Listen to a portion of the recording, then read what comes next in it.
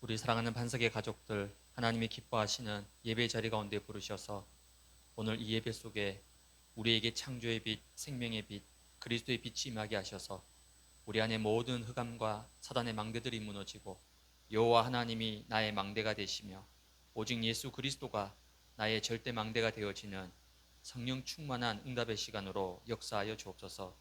우리를 하나님의 성전으로 교회로 삼으시고 우리가 가는 모든 현장에 빛을 비추는 빛의 성전 되게 하셔서 나를 통하여 가정 가문 후대가 살아나고 현장과 지역이 살아나고 직장과 생업의 현장이 살아나고 교회가 살아나는 참 응답을 누리는 시간으로 역사하여 주옵소서. 예수 그리스도의 이름으로 기도드리옵나이다. 아멘. 네, 우리 말씀 봅니다. 말씀 사도행전 18장 1절에서 4절까지 말씀입니다. 사도행전 18장 1절에서 4절까지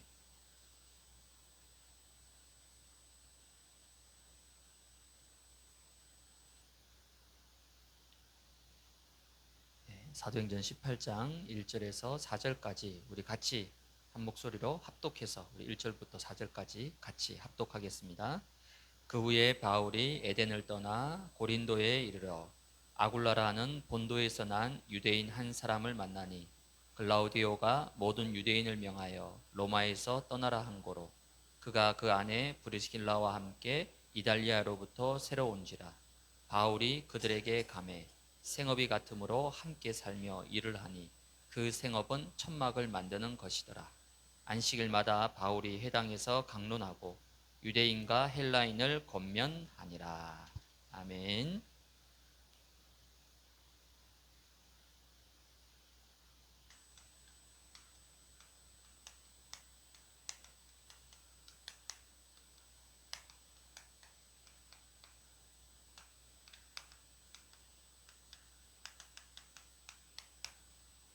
네, 오늘은 만남의 축복과 치유입니다.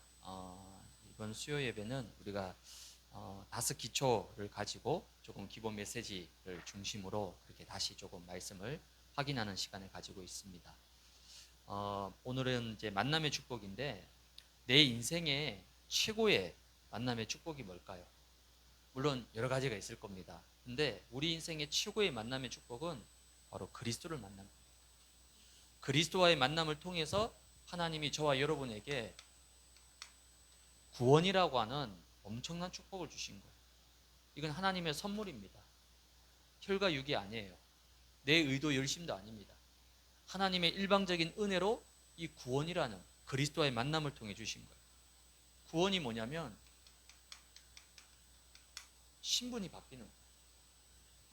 요한복음 8장 44절에 너희 아비 마귀에서 요한복음 1장 12절 예수 그리스도를 영접해서 하나님의 자녀로 신분이 바뀐 거예요. 신분은 절대 내 열심과 노력으로 종교로 율법으로 절대 바꿀 수 없는 거예요. 이건 운명입니다. 근데 예수를 영접하는 순간 사단의 영이 떠나가고 우리 속에 하나님의 영이 임해서 하나님의 자녀로 바뀐 거예요. 특별히 에베소서 2장 3절에 보니까 본질상 진노의 자녀였습니다. 망할 수밖에 없어요. 실패할 수밖에 없습니다. 인격, 실력 아무 상관없습니다. 본질상 망할 수밖에 없는 진노의 자녀였단 말이에요.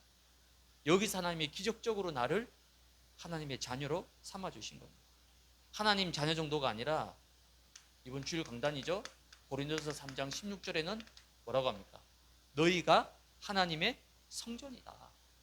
너희 속에 하나님의 성령이 계시는 것을 왜 알지 못하느냐? 하나님의 성전, 교회로 나를 삼으셨어요. 그리고 나를 통해서 이제는 빛의 성전, 우리 가정이 교회요. 내가 있는 직장과 생업이 현장이요. 내가 살고 있는 지역과 현장이 뭐라고요? 교회가 되는 거예요. 이런 어마어마한 신분의 축복을 우리에게 주셨습니다. 또한 구원이라는 것은 소속도 바뀌었습니다. 어디가 소속이죠? 우리의 소속은 빌립보서 3장 20절에 보니까 우리의 시민권이 어디 있다고요? 하늘에 있는지. 비록 육을 가졌으니까 우리의 소속은 땅에 살고 있습니다. 그러나 우리의 진짜 시민권은 어디 있다고요? 하늘에 있는지. 골로새서에 보면 위의 것을 바라봐라. 왜? 하늘나라 백성이니까. 하나님 나라 소속이고 하나님의 나라의 다스림과 통치를 받는 사람들. 그래서 그 누구도 우리를 건드릴 수가 없는 거예요. 우리는 세상 사람들, 세상 불신자에 따라서 우리 인생이 왔다 갔다 하는 게 아닙니다.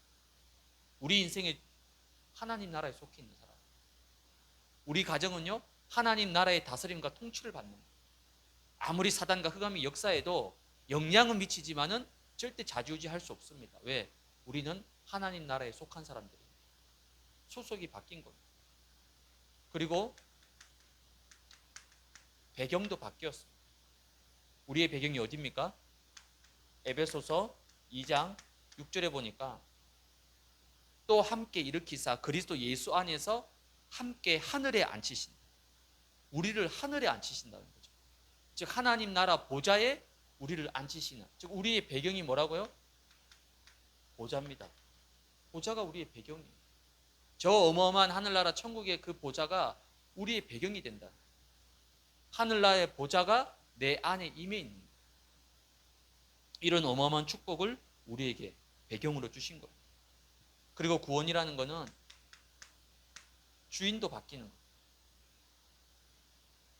갈라디아서 2장 20절에 내가 그리스도와 함께 십자가에 못 박혀 죽었다. 이젠 내가 사는 것이 아니고 내 안에 그리스도가 사시는 거예요. 예수 믿기 전에는 무엇이 주인 되어 있었습니까? 대부분 창세기 3장 내가 주인이에요. 내가 하나님입니다. 그렇게 살아왔어요. 우리가. 그러다 보니까 우리 인생의 모든 것이 뭡니까? 오직 보이는 것, 육신적인 것, 돈, 물질, 이게 전부 다였다니까요. 이것만 바라보고 쫓아온 겁니다. 왜? 하나님이 없으니까. 그래서 그 인생의 결론은 뭐죠? 마지막은 뭡니까? 창세기 11장 바벨탑 다 무너지는 거예요. 더 비참한 거, 나이가 들어가지고 다 무너집니다. 육신, 질병, 할 뿐만 모든 인생 전체 후대까지 다 무너져 버립니다. 바벨탑 인생이에요. 근데 이제는 뭡니까? 그리스도와 함께 십자가에 못 박혀 죽었다는 거죠. 나의 창세기 3장, 6장, 11장은 이제 십자가에 못 박았다는 거예요. 이제 내 안에 그리스도가 사시는, 주인이 완전히 바뀐 겁니다. 그게 구원이에요. 그래서 구원은 바로 해방입니다. 요한복음 8장 32절에 보니까 진리를 알지니 진리가 너희를 자유케 한다는 거예요. 우리를 자유케 하는 건요, 다른 게 아니에요. 돈이 많으면 자유할 것 같습니까? 돈이 안 많아 봐서 그거 잘 모르겠지만 보니까 이제 간접 체험이라는 게 있잖아요. 돈 많은 사람들 자세히 보니까요, 절대 자유하지 않더라고요. 얼마나 매여 있는지 막 돈을 벌벌 떠는 거예요. 우리 같이 없는 사람도 막 팍팍 쓰는데 있는 사람들은 더 벌벌 떱니다. 이거 좀 쓰면 어떻게 될까 봐. 그 많은 돈을 쌓아놓고도요, 벌벌 떠는 거예요. 돈이 우리를 자유케 합니까? 권력이 우리를 자유케 합니까? 권력이 자유롭다면 모든 권력자들이 해방받고 살아야 되는데 지금 어디 있습니까? 대통령 되고 나면 가는 코스가 있잖아요. 다 갇혀 있습니다. 권력이 정말 자유케 하는 겁니까? 아니면 지식이 뭔가 자유케 합니까? 아니에요. 예수가 그리스도라는 이 참 진리만이 우리를 자유케 합니다. 그래서 여러분, 그리스도를 안다, 그리스도로 결론 났다, 그리스도로 답을 내렸다, 이제는 그 어떤 것을 매이면 안 돼요. 묶이면 안 됩니다. 가난할 수 있죠. 가난할 수 있지만 가난에 묶이면 안 돼요. 아플 수 있습니다, 몸이. 왜? 생로병사잖아요. 아플 수 있지만 그 아픔, 질병에 묶여버리면 안 된다는 거예요. 그 어떤 것도 우리를 얽매이거나 묶을 수 없습니다. 왜? 그리스도께서 다 이루셨기 때문에. 다 이루신 그리스도가 내 안에 함께 하시기 때문에 그 어떤 것도 나를 묶을 수 없고 매일 수 없다는 겁니다. 그리스도가 모든 것을 자유케 했다. 해방입니다. 모든 운명사주 팔자에서, 모든 재앙과 지옥 권세에서, 사탄의 권세에서 완전히 해방받고 빠져나왔습니다. 이 어마어마한 구원의 축복을 그리스도와의 만남을 통해서 우리에게 주신 겁니다. 이게 최고의 만남이죠. 그래서 오늘은 만남의 축복과 치유입니다. 그러면 저와 여러분들이 어떤 만남의 축복을 우리가 받았는가, 또 받아야 되는가, 누구를 만나느냐에 따라서 인생이 영향을 받습니다. 결정이 되는 거예요. 그 정도로 만남이 중요합니다. 그래서 그 사람의 주변 사람들을 보면, 그렇죠? 그 사람이 만나는 친구들, 또 자주 보는 사람들을 보면 그 사람을 어느 정도 알 수 있다라고 말할 정도로 그 정도로 만남이 중요한. 그럼 가장 중요한 근본의 만남이 있습니다. 근본의 만남이 뭘까요? 가장 중요한 근본의 만남. 그거는 바로 하나님과의 만남이죠. 하나님과의 만남이라는 것은 어느 날 내 인생 가운데 복음을 알게 됩니다.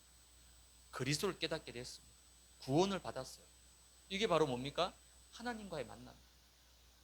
이건 나의 선택이 아닙니다. 내가 하나님을 믿는다. 맞는 말이지만 틀린 말입니다. 내가 하나님을 선택한 게 아니고, 내가 기독교를 선택한 게 아니고 하나님이 나를 선택하신 거예요. 하나님의 일방적인 선택입니다. 그래서 로마서 5장 8절에 보니까 우리가 아직 죄인 되었을 때, 우리가 죄인 되어 있을 때, 그때 하나님께서 우리를 선택하시고 우리에 대한 자기의 사랑을 확증하셨다. 이사야 43장 1절에도 보니까 너를 구속하였고 내가 너를 지명하여 불렀나니 너는 내 것이다. 내가 너를 구속했고 내가 너를 지명했고 내가 너를 선택했다는 거예요. 하나님이 나를 선택하신 거예요. 이게 하나님과의 절대적인 만남인 거죠. 두 번째는 뭡니까? 교회와의 만남이 있습니다. 이 땅에 수많은 교회가 있지 않습니다. 근데 하나님이 복음 가진 안석교회의 만남을 주셨습니다. 얼마나 큰 축복입니다. 그리고 복음 가진 목회자와의 만남, 또 많은 성도들이 있지만 복음 가진 성도들과의 만남, 이게 어마어마한 만남의 축복 아니겠습니까? 근본의 축복입니다.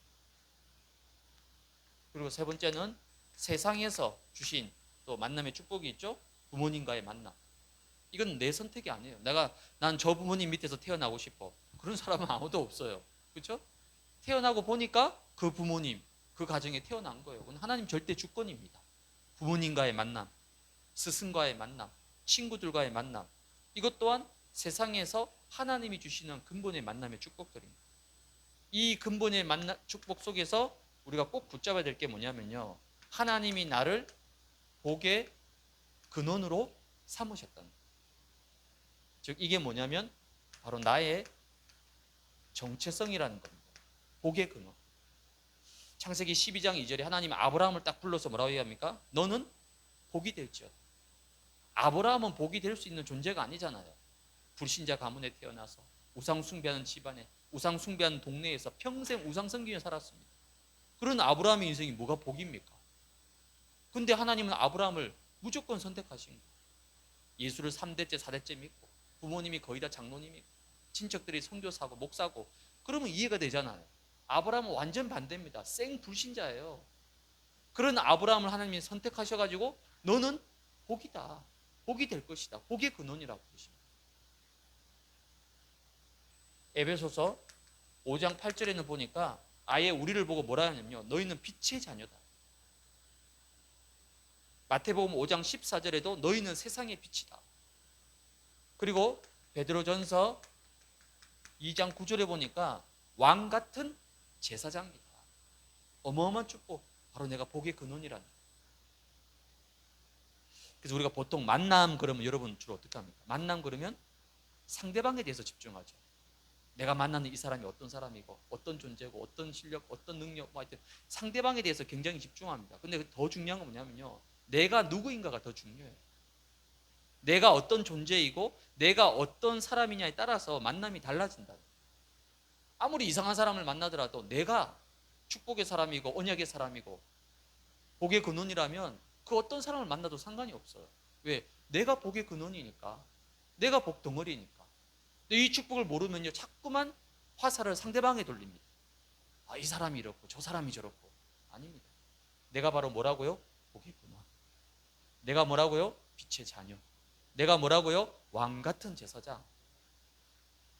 내 인생 자체가, 나라는 사람 자체가 바로 복의 근원이다. 이 정체성을 여러분이 굳게 붙잡으셔야 됩니다. 그래야만 세 번째 뭐가 달라지냐면 나의 만남이 달라지게 됩니다. 결국 사람을 통해서 모든 것이 옵니다. 성경에 보면 만남의 축복이 많죠. 다윗과 요나단. 사실은 친구가 될 수가 없어요. 요나단이 누굽니까? 사울의 아들이잖아요. 다윗의 입장에서는 자기를 죽이려고 하는 원수의 아들이잖아요. 그리고 솔직히 따지면 이스라엘의 다음 왕 후보는 누굽니까? 사울의 아들 요나단이잖아. 2인자잖아요. 근데 이 요나단은 자기보다 훨씬 지금 앞서가는 다윗을 과감하게 친구로 삼았어요. 이런 만남은 도대체 있을 수가 없는 만남입니다. 그리고 바울과 브리스가 부부의 만남, 오늘 이제 사도행전 18장 본문에 나오죠. 그럼 도대체 어떤 만남이 정말 축복된 만남인가? 언약적 만남이 돼야 돼요. 영적인 만남이 돼야 됩니다. 육적인 만남은 뭐 나랑 뭐죠? 기호가 통하고 취미가 통하고 코드가 통하고 취미가 맞고 그러면 육적인 만남이 됩니다. 근데 그 육적인 만남은 절대 영원히 지속되지 않습니다. 하나님이 정말 축복하시는 만남 뭐죠? 언약이 통하는 언약적 만남이 돼야 됩니다. 그래서 중요한 건 뭡니까? 나의 영적 상태가 중요한 거예요. 나의 믿음의 상태가 중요한 겁니다. 내가 어떤 영적 상태 속에 있을 때 사람을 만나느냐 따라서 그게 달라지게 됩니다. 근데 우리는 주로 어떻게 하냐면 자꾸 상대방의 핑계를 댑니다. 이 사람이 이렇고 저 사람이 이렇고. 응답 못 받는 사람을 제가 만나서 얘기해 보면요, 늘 남 핑계합니다. 목사님, 제가 이 남편을 만나가지고 내 인생이 꼬였고 내 인생이 이 모양 이 꼴이고 전부 다 남 핑계. 부모님을 잘못 만나서, 친구를 잘못 만나서, 선생님을 잘못 만나서, 교회를 잘못 만나서, 누굴 잘못 만나서 전부 다 탓. 그렇지 않습니다. 내가 복음의 사람이면 되는 거예요. 내가 복음의 사람이면 어떤 사람을 만나도 그렇죠? 나에게 전혀 문제되지 않아요. 오히려 그게 발판이 될 수가 있습니다. 내가 복의 근원이요, 내가 언약의 사람이요, 내가 복음의 사람이기 때문에 나를 만나는 사람에게 축복과 응답이 될 정도로 그렇게 하나님이 바꾸시는 거예요. 만나요. 그래서 좋은 사람을 만나는 것도 당연히 필요하지만 내가 복의 근원이기 때문에 나를 만나는 사람이 축복을 받고 응답을 받도록 하나님은 그렇게 하십니다. 그럼 하나님은 이 사람에게 뭐 하시죠? 제자와 일꾼을 붙여주시는 거예요. 사람을 계속 붙여주십니다. 왜? 내가 복의 근원이니까. 내가 어떤 사람을 만나 그 사람을 복음으로 살려내니까 하나님은 계속 사람을 붙여주시는 거예요. 그래서 하나님이 누구를 보내줄까? 그럼 궁금하시죠? 우리 이마누엘 단속교회 하나님이 누구를 보내주실까? 그것도 물론 기도해야 되지만 더 중요한 건 뭐죠? 여기 있는 여러분들이 먼저 응답을 누리고 증인이 되면 됩니다. 그러면 사람은 하나님이 알아서 다 보내주십니다. 그건 전혀 걱정할 필요가 없는 거예요. 그래서 만남의 축복 여러분 이대로 여러분 누리시길 바랍니다. 두 번째는 만남을 통한 치유입니다. 만남의 대상은 주로 사람이잖아요. 그렇죠? 사람. 뭐 동물과의 만남이 여러분 인생에 영향을 미치고 어떤 뭐 물건과의 만남도 물론 있을 수 있겠지만 결정적인 거는 사람을 통해서 모든 응답과 축복이 다 오게 됩니다. 그게 하나님의 방법이에요. 사람과의 만남입니다. 그래서 인류의 첫 만남 누구죠? 아담과 하와의 만남. 근데 이 아담과 하와의 만남이 뭡니까? 결국은 창세기 3장의 이 어마어마한 문제의 출발점이 됐고 또 한편으로 동시에 복음의 출발점이 돼요. 이 정도로 만남이 중요합니다. 근데 우리는 주로 뭘 통해서 상처와 어려움을 겪습니까? 사람 때문입니다. 그러니까 사람을 통해서 응답도 축복도 오지만 또 반대로 사람을 통해서 아픔도 오고 상처도 오고 낙심도 오고 주로 사람 때문에 모든 것이다. 그러니까 사람이 통로라는 거예요. 오늘 사도행전 18장에 보니까 누가 나옵니까? 바울과 브리스가 부부가 나와요. 이 바울과 브리스가 부부가 가장 인생에 제일 어려울 때 만났어요. 브리스가 부부는 어떻습니까? 로마에서 추방당했어요. 그냥 남편 아굴라가 유대인입니다. 그 브리스길라는 로마 사람이에요. 그 로마에 살고 있었는데 갑자기 글라우디아가 뭐라 얘기하냐면 로마에서 태어나지 않은 사람은 로마를 떠나라 추방령을 내린 거예요. 그럼 졸지에 이제 브리스길라는 자기 고향과 모든 걸 다 버리고 남편 때문에 남편이 유대인이니까 로마에서 강제로 쫓겨난 거예요. 그럼 보통 같으면 어떡하겠습니까? 아이고 내가 이 사람을 잘못 만나 내 인생이 이렇게 막 충분히 그럴 수 있잖아요. 왜? 아니 남편 때문에 갑자기 하루아침에 생 거지가 돼가지고 쫓겨나왔다니까 추방당했다니까. 그렇게 해서 온 곳이 어디냐면 오늘 사도행전 18장의 고린도입니다. 그리고 바울은요, 그 전에 사도행전 17장에 보면 바울이 처음으로 실패라고 할 수는 없지만 실패한 곳이 아덴입니다. 에덴에서 전도를 실패했어요. 철학의 도시거든요. 거기서 쉽게 말하면 이제 변론하고 이렇게 하다 보니까 열매가 하나도 없는 거예요. 그 전도에 실패했던 현장을 뒤로 하고 바울도 온 곳이 어디냐면 고린도예요. 이 두 팀이 만난 겁니다. 고린도에 있어요.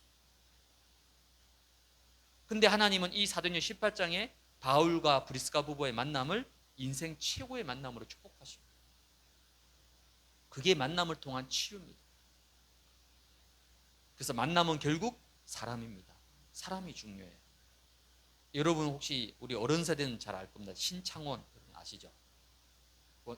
뉴스에 막 나오고 아마 여러분 그때 나왔던 아마 사람일 건데 이 탈옥수잖아요.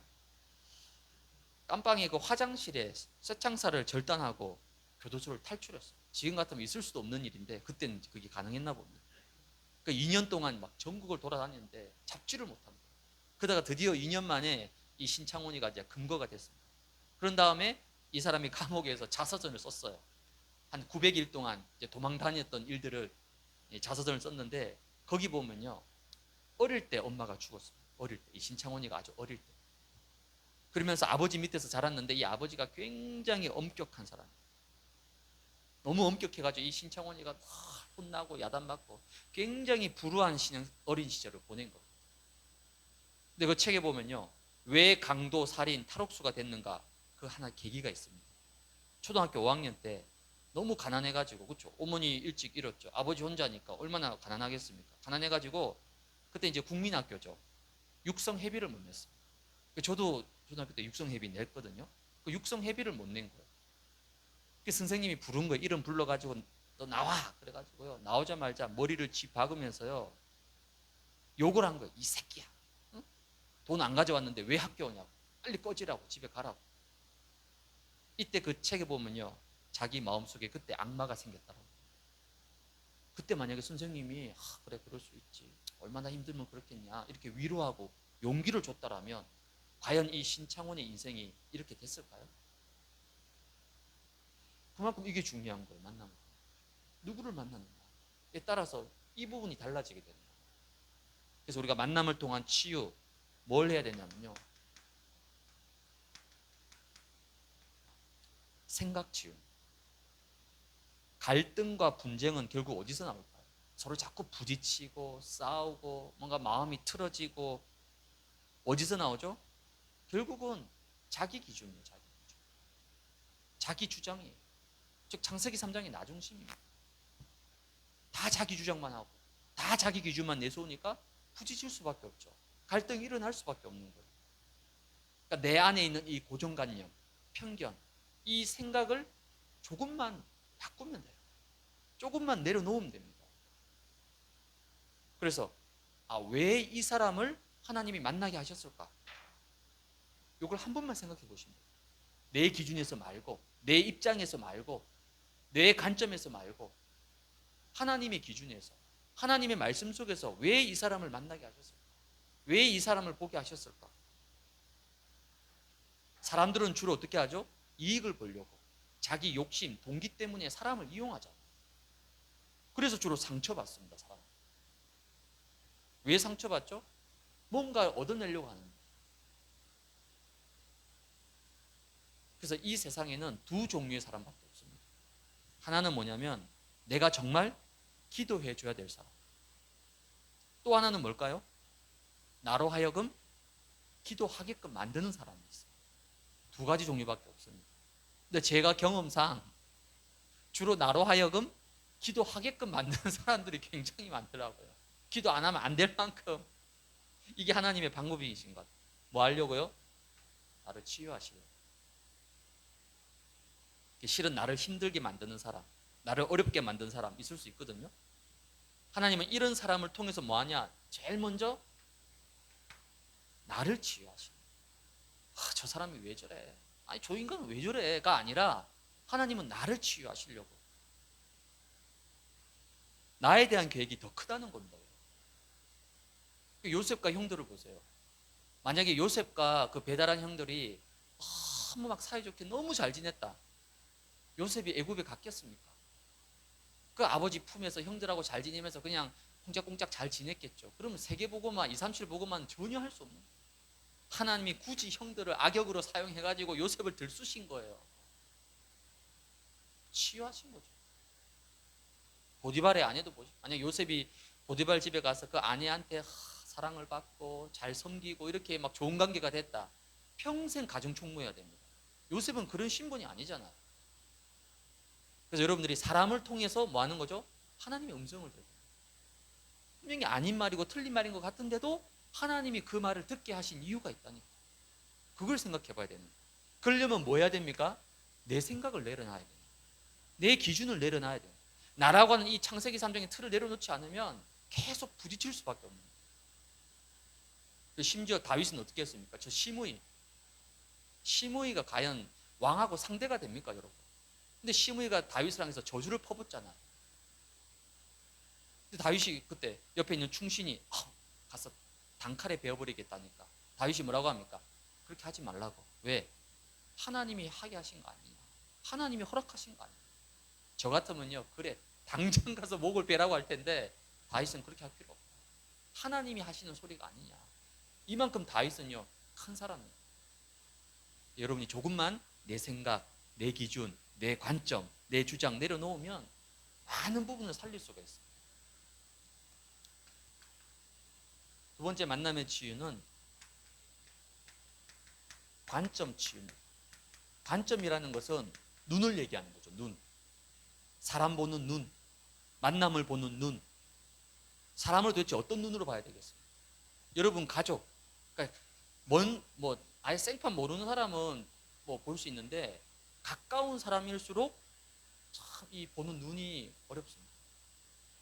남한테는 굉장히 관대한데 가까운 사람한테는 굉장히 철저합니다. 우리 반대로 돼야 되거든요. 그래서 모든 관점을 근본의 관점으로. 근본의 관점이 뭡니까? 창세기 3장의 눈으로 봐야 돼요. 이 사람이 왜 이래가 아니라 그럴 수밖에 없는 창세기 3장의 눈으로 보면 이해가 되는 거야. 아, 그래, 저 사람이 하는 게 아니라 저 사람 속에 있는 흑암이 하는 거야. 그러면 싸움이 달라집니다. 이걸 모르면요, 계속 육적 싸움 해야 돼요. 혈과 육과 싸워야 됩니다. 그건 절대 살릴 수 없는 싸움입니다. 모든 것을 복음의 눈으로, 그리스도의 눈으로. 그러면 이해 못할 사람 없습니다. 그래서 하나님의 복음의 눈으로 모든 만남을 보고 모든 사람을 보게 되면 그 속에 뭐가 보이죠? 하나님의 절대 계획을 발견하죠. 바로 이 사람을 살리라는. 그래서 디모데전서 2장 4절에 보니까 하나님은 모든 사람이 구원을 받고 진리를 알기를 원하신다고 얘기합니다. 그게 사람에 대한 하나님의 근본 계획입니다. 그 어떤 사람이라도 하나님은 구원받기를 원합니다. 아무리 원수라도, 아무리 죽일 놈이라도, 나한테 엄청난 피해와 상처를 준 사람이라 할지라도 하나님은요, 나를 통해 그 사람을 구원하고 살리기를 원하신다.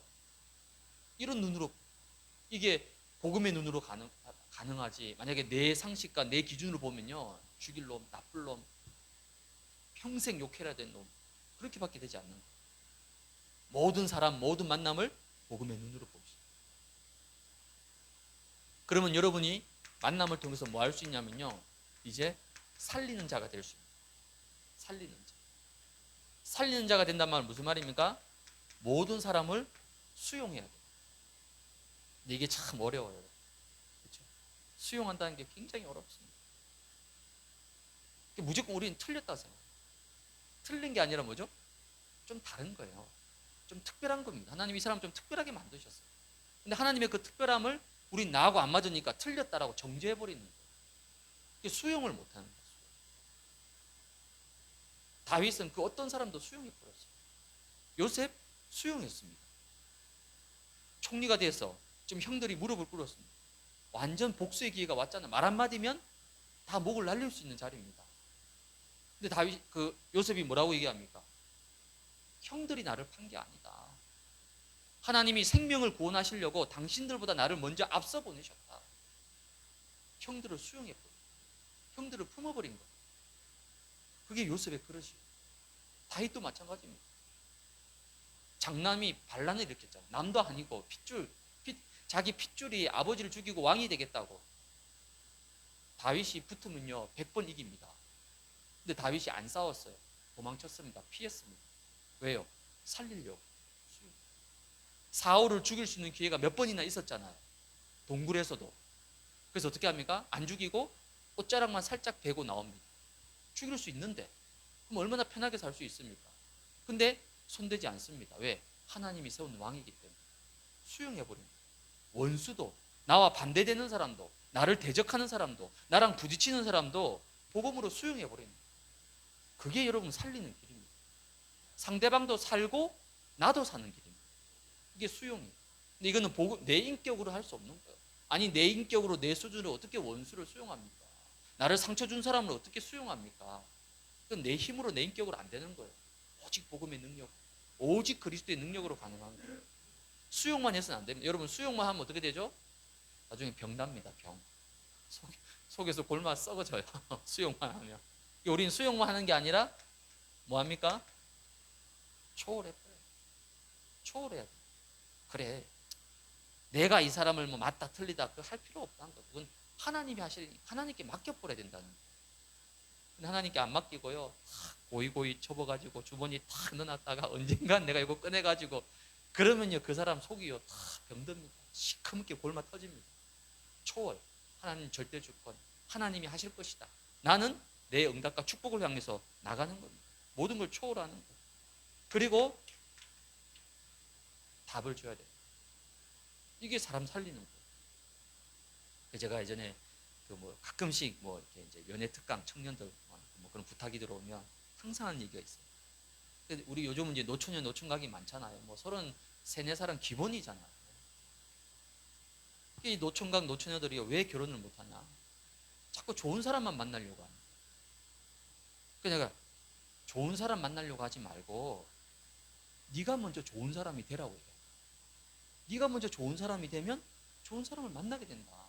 아니 니는 좋은 사람 아니면서 눈은 높아가지고 막 좋은 사람 만나려고 하면 만나지겠냐. 네가 먼저 좋은 사람이 되라. 농담 반 진담 반 이제 그렇게.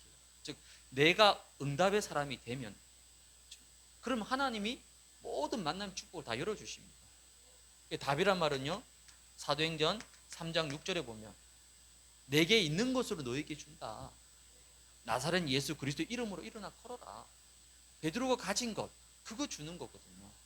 여러분 누구를 만나든지 그 사람에게 답을 주고 생명을 주고 그게 증인입니다. 그래서 모든 만남을 통해서 살리는 만남이 돼야 되는 거예요. 이걸 보고 우리가 뭐라고 하죠? 팀사역이라고 합니다. 우리 5기초 중에서 지난주는 뭐였죠? 하나님이 내게 주신 응답과 축복 누리면 그게 다락방이라는 거예요. 즉 내가 응답받고 내가 은혜받고 내가 힘없고 내가 살면 그게 다락방이에요. 그럼 하나님이 자꾸 사람을 붙여주십니다. 그럼 만남을 통해서 뭐 하는 거죠? 또 사람을 살리는 거예요. 팀사역. 이게 우리 5기초 중에서 2번째 팀사역의 축복입니다. 팀사역 물론 훈련도 받고 본부 훈련도 받아야 되지만은 그보다 더 중요한 거죠. 이 축복을 여러분 누리시면 돼요. 어떤 사람을 만나더라도 복음으로 살리는 거예요. 이런 축복 누리는 증인 되시기를 주님의 이름으로 축복을 드립니다. 그럼 결론입니다. 오늘 이제 만남이잖아요. 만남이 축복이면서도 치유가 되는 거예요. 그럼 만남은 뭐냐면 하나님이 주시는 가장 중요한 기회입니다. 첫 기회이면서도 마지막 기회이면서도 영원한 기회가 될 수 있어요. 그게 무슨 말이냐면요. 사도행전 8장 26절에서 39절에 보니까 누가 나옵니까? 빌립과 네시가 나와요. 처음 만남이죠. 처음이자 마지막 만남. 왜 한 번밖에 못 보니까요. 근데 그 만남이 어떻게 됩니까? 영원한 만남의 축복이 됐던 거예요. 빌립을 통해서 복음의 빛이 네시에게 비춰집니다. 그래서 이 네시가 복음을 정확히 깨닫고 심지어 세례까지 받고 나중에 아프리카로 돌아가서 아프리카 복음화에 굉장히 중요한 5천 종족 살리는 중요한 증인이 된 거예요. 평생의 응답이 된 거예요. 지금 저와 여러분들은 우리 반석교회는 캠프의 시간표 속에 있어요. 캠프는 뭐냐면요, 100% 하나님의 절대 주권입니다. 우리가 한다 안 한다, 하고 싶다 하기 싫다, 그게 아니에요. 하나님의 절대 주권입니다.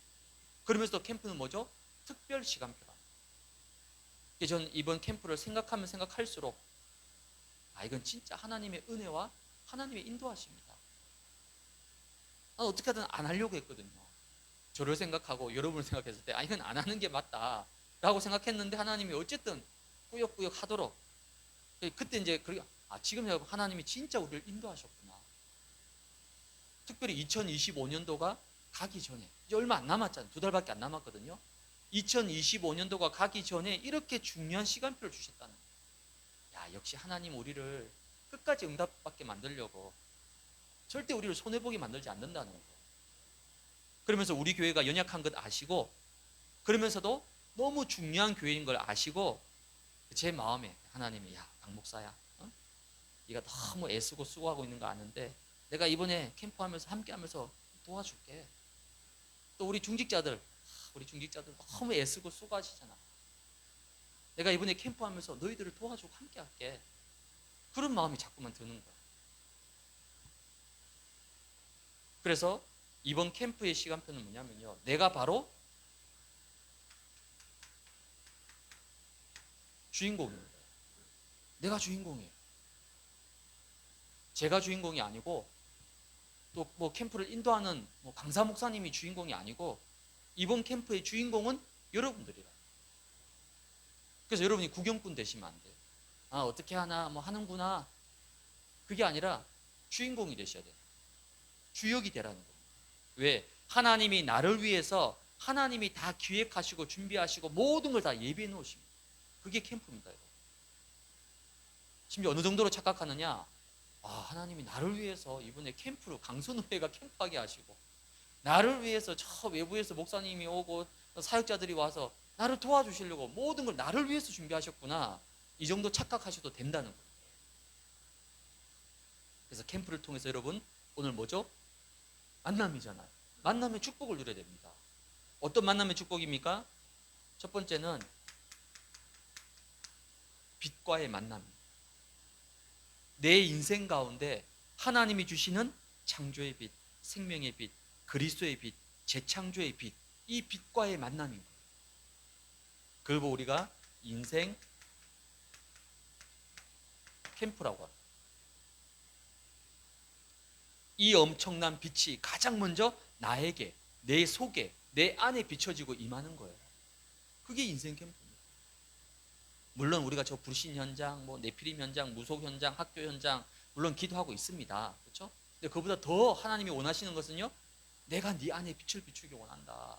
내가 네 속에 빛을 비추기 원한다. 내가 너의 인생을 캠프하길 원한다. 인생 캠프예요. 이 빛과의 만남이라니까요. 이 빛이 비춰지면 어떻게 하죠? 반응이 일어나게 되어 있습니다. 여러분, 약을 먹으면 반응이 일어나잖아요. 여러분, 물에다가 이 탄산가루를 부으면 어떻게 되는지 압니까? 부글부글 막 거품이 막 끓어오릅니다. 반응이 일어나는 거예요.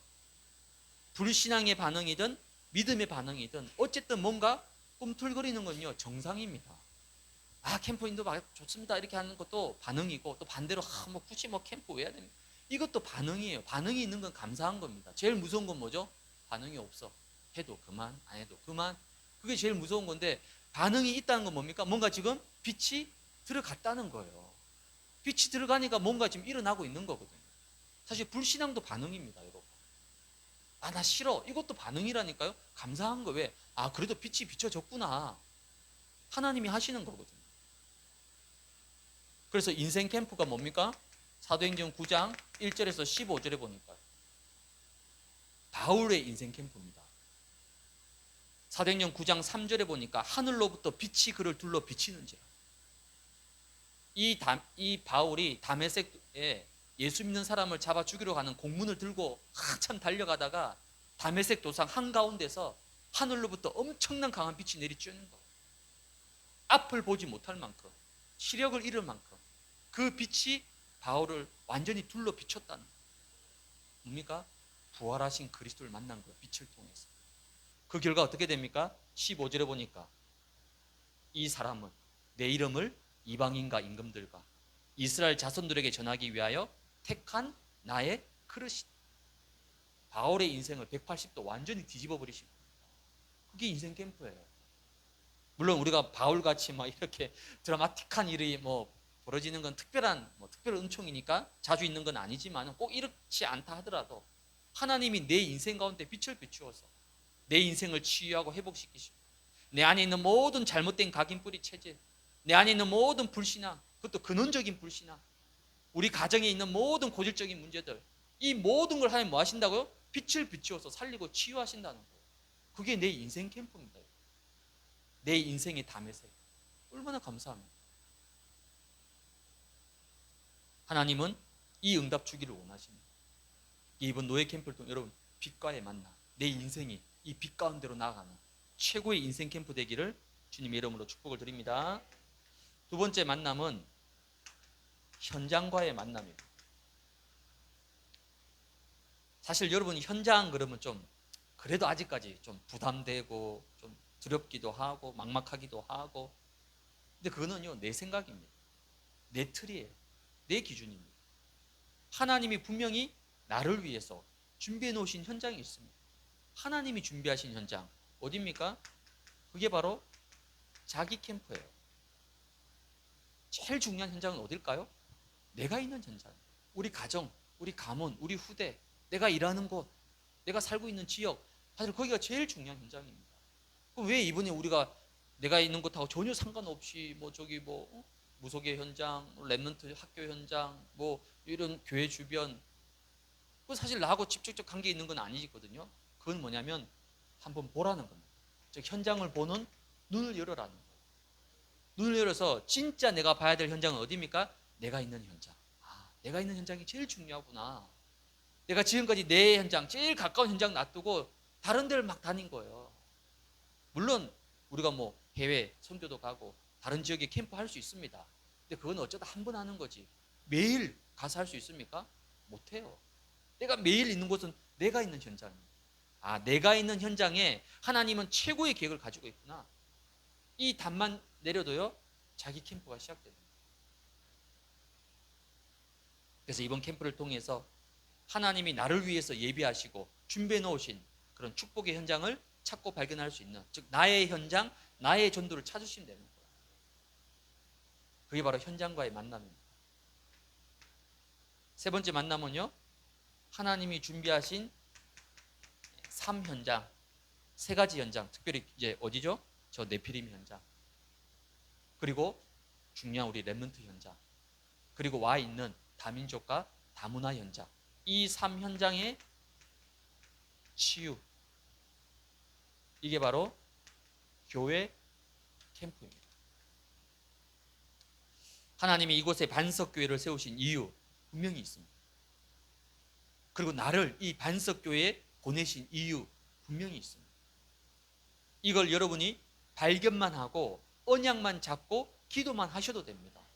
실제 네피림 현장에 못 가더라도, 실제 학교 렘넌트 현장에 못 가더라도, 실제 다민족 다문화 현장에 못 가더라도 내가 이 언약만 붙잡고 기도만 하고 있어도 하나님은 거기에 빛을 비추어서 역사하신다니까. 그게 바로 교회 캠프입니다. 그래서 여러분들이 사도행전 1장 14절에 더불어 마음을 같이하여 오로지 기도에 힘쓰더라. 사도행전 2장 42절에는 사도의 가르침을 받아 서로 떡을 떼고 교제하면서 오로지 기도에 힘씁니다. 초대교회가 이것만 했습니다. 이것만 했는데 하나님이 어떻게 하셨죠? 3,000군데, 5,000군데 예루살렘을 중심으로 전 현장에 말씀 전도의 문을 여셨다. 여러분이 교회를 놓고 기도하시는, 하나님 이번 노예 캠프를 통해서 사실 우리가 다 가야 되는 현장인데 우리가 다 갈 수가 없잖아요.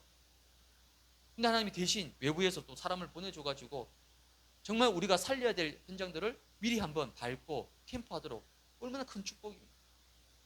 그래서 이번 캠프를 통해서 우리 반석교회가 정말 현장을 살릴 수 있는, 지속할 수 있는 문들이 열리는 그런 교회 캠프 응답을 받을 수 있도록 여러분 기도하시면 됩니다. 이 세 가지는 뭐냐면요, 전부 다 기도 제목입니다. 그럼 이 말씀 속에서 여러분이 그럼 내가 받을 응답은 뭡니까? 우리 가정이 받을 응답은 뭡니까? 내 자녀와 후대가 받을 응답은 뭡니까? 내 생업과 내 직장이 받을 응답은 뭡니까? 그걸 찾아내는 거예요. 그건 여러분이 해야 돼요. 그건 여러분의 몫입니다. 지금부터 여러분들이 이 말씀을 쭉 묵상하고 기도하면서 이 속에서 하나님이 나와 우리 가정에 주시는, 내 업의 현장에 주시는 기도 제목만 딱 잡으시면 돼요. 그거 놓고 여러분이 있는 곳에서 함께 이 캠프의 흐름을 타면서 인도 받으십니다. 그래서 이번 캠프가 정말 만남의 축복, 내 인생의 최고의 만남의 축복, 그러면서 최고의 또 치유가 되는, 응답을 누리는 시간표로 승리하시기를 주님의 이름으로 축복을 드립니다. 지금은 우리 인생의 모든 문제를 해결하신 우리 주 예수 그리스도의 은혜와 하나님 아버지의 극진하신 사랑하심과 시공간을 초월하시는 성령의 역사하심이 구원받은 나를 하나님의 성전으로, 하나님의 교회로 삼으시고 이제 나를 통하여 내가 있는 모든 곳, 내가 가는 모든 발걸음마다 빛이 임하는 빛의 성전 되어서 가정과 가문과 후대를 살리고 지역과 현장과 직장과 모든 생업의 현장을 복음으로 살리기를 소원하는, 모든 만남의 축복을 살리는 만남으로 세워나가기를 소원하는 이 자리에 머리 숙인 사랑하는 모든 우리 반석의 가족들, 그들의 개인과 가정과 사랑하는 자녀들과 후대들, 생업과 건강과 모든 가정의 기도 제목들 머리 위에, 또한 지금 진행되고 있는 우리 강선호의 예비 캠프와 모든 캠프에 남은 일정들 위에 이제로부터 영원까지 항상 함께 계실지어다. 아멘.